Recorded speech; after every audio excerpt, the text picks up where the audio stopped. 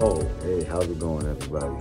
It's Michael Boyd. I'm here with Read, Remember, Repeat, and we just want to let you guys know, we could be doing something selfish, things for ourselves, right? But we started a charity, and this is very unselfish on our part, because what we want to do is give back to the kids, the youth, the orphanage, the homeless, the people that don't have those new ideas because they're stuck in a revolving door. So what we want you guys to do is definitely reach out to us. This is the link right here.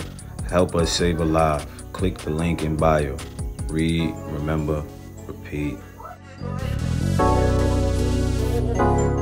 Super night, family. Phenomenal night. The day was amazing as usual. I hope yours was amazing. And y'all know we are back. Read, remember, repeat. Read, remember, repeat. Read, remember, repeat. Another day. You get the knowledge, you know what I mean? And get some new ideas, man. So, this book that we are reading right now is Outwitting the Devil by Napoleon Hill. We are on chapter 4. So, before we get into chapter 4, I just want to read a little bit of the end of chapter 3 so we can get right in tune to where we left off, right? So this is a Q&A between Napoleon and the devil. So he asked the devil, question, yes, I see your point. Who wouldn't? You are a very ingenious manipulator of the minds of people. Is your devilish business carried on only through people of high position and great influence?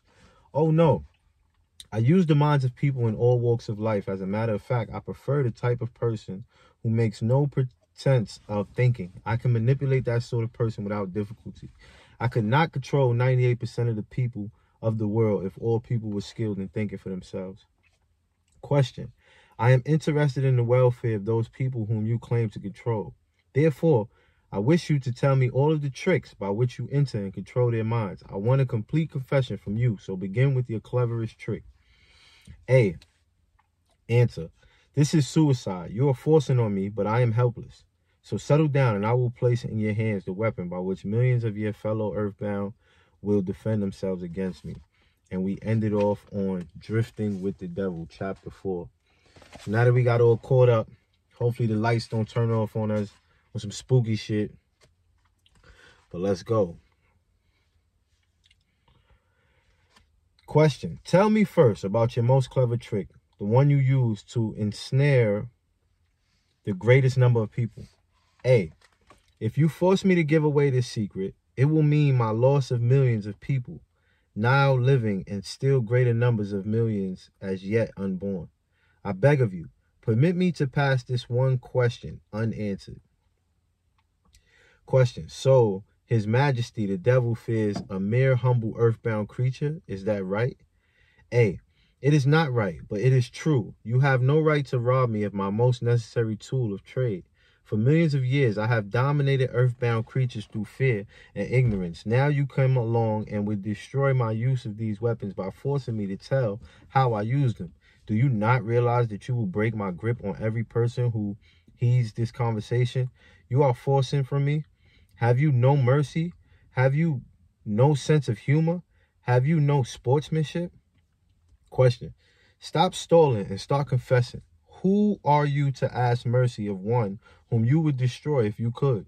Who are you to talk of sportsmanship and a sense of humor? You who, by your own confession, have set up a living hell on earth, where you punish innocent people through their fears and ignorance. As for minding my own business, that is just what I am doing. When I force you to tell how you control people through their own minds, my business, if it can be called a business, is helping to unlock the doors of the self-made prisons in which men and women are confined because of the fears you have planted in their minds.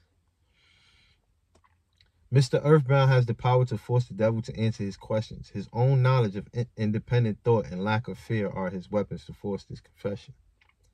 My greatest weapon over human beings consists of two secret principles by which I gain control of their minds. I will speak first of the principle of habit, through which I silently enter the minds of people. By operating through this principle, I establish. I wish I could avoid using this word, the habit of drifting. When a person begins to drift on any subject, he is headed straight toward the gates of what you earthbound call hell. Describe all the ways in which you induce people to drift. Define the word and tell us exactly what you mean by it. I can best define the word drift by saying that people who think for themselves never drift, while others who do little or no thinking for themselves are drifters. A drifter is one who permits himself to be influenced and controlled by circumstances outside of his own mind. He would rather let me occupy his mind and do his thinking than go to the trouble of thinking for himself. A drifter is one who accepts whatever life throws in his way without making a protest or putting up a fight. He doesn't know what he wants from life and spends all of his time getting just that. A drifter has lots of opinions, but they are not his own. Most of them are supplied by me. A drifter is one who is too lazy mentally to use his own brain. That is the reason I can take control of people's thinking and plant my own ideas in their minds. Those who do little or no thinking for themselves are drifters. A drifter is one who permits himself to be influenced and controlled by circumstances outside of his own mind.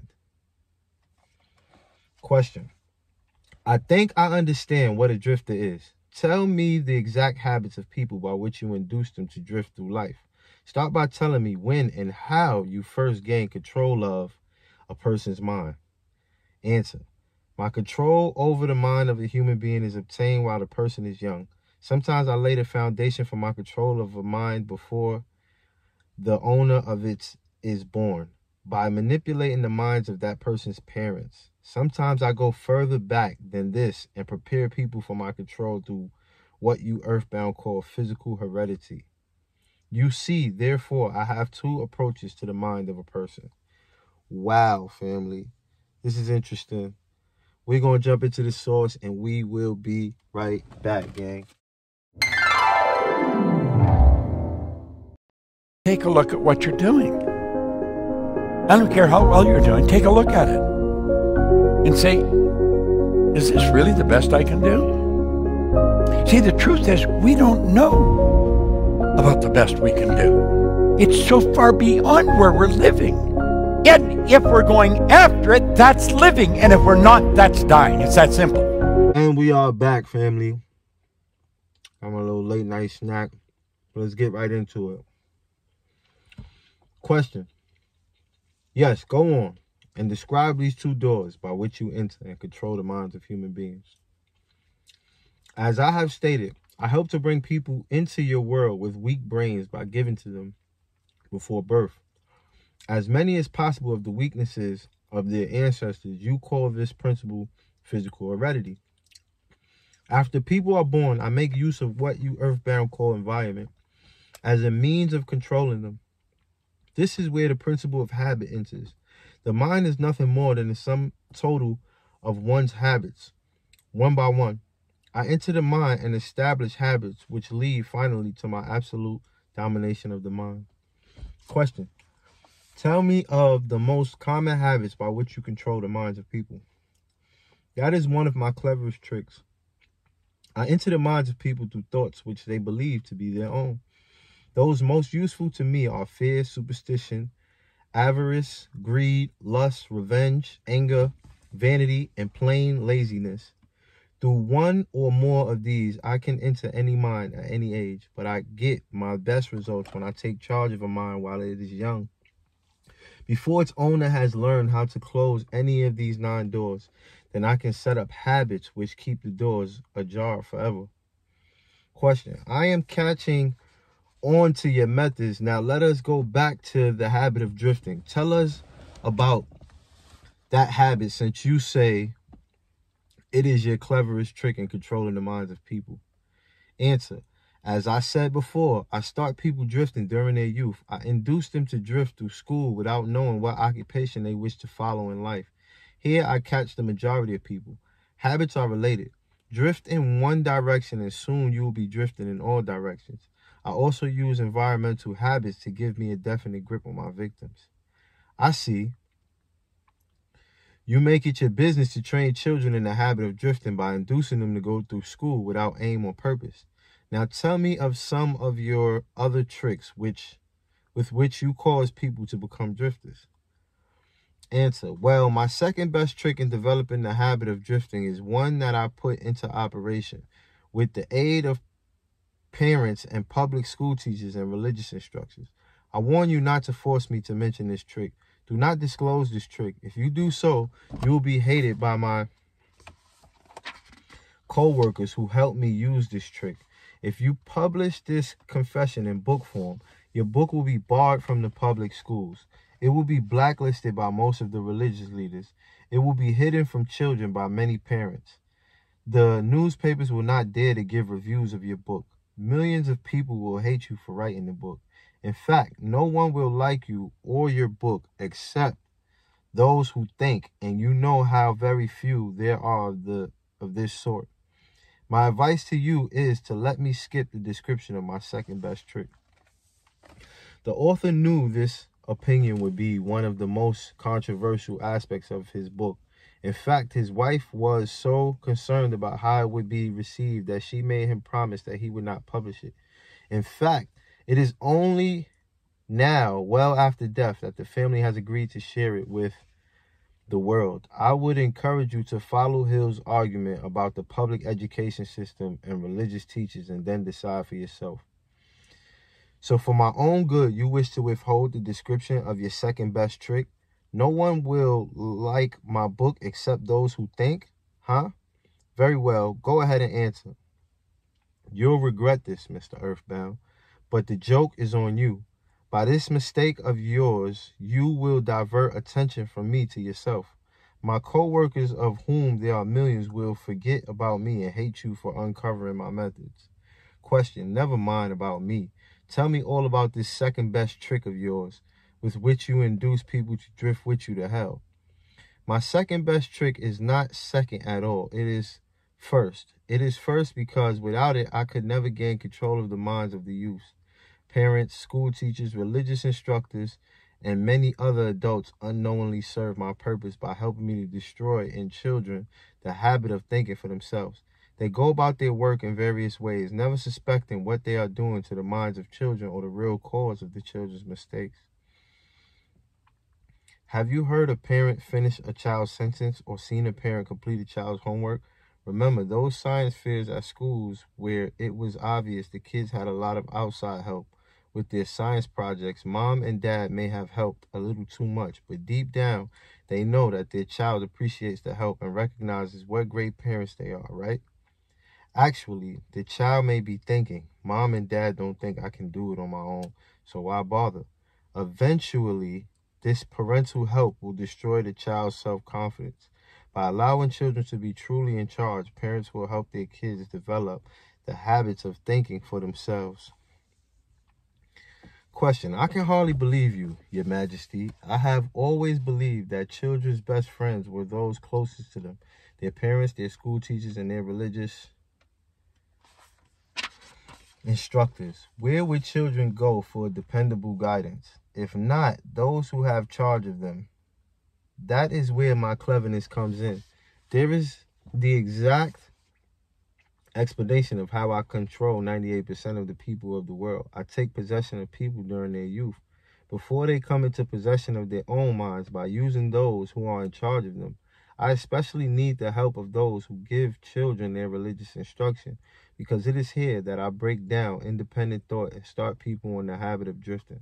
By confusing their minds with unprovable ideas concerning a world of which they know nothing, it is here also that I plant in minds of children the greatest of all fears, the fear of hell. Question. I understand that it is easy for you to frighten children with threats of hell, but how do you continue to make them fear you and your hell after they grow up and learn to think for themselves? Children grow up, but they do not always learn to think for themselves. Once I capture the mind of a child through fear, I weaken that child's ability to reason and to think for himself, and that weakness goes with the child all through life. Is that not taking unfair advantage of a human being by contaminating his mind before he comes into full possession of it? Answer. Everything is fair that I can use to further my ends. I have no foolish limitations of right and wrong. Might is right with me. I use every known human weakness to gain and keep control of the human mind. Family, we are on page 79.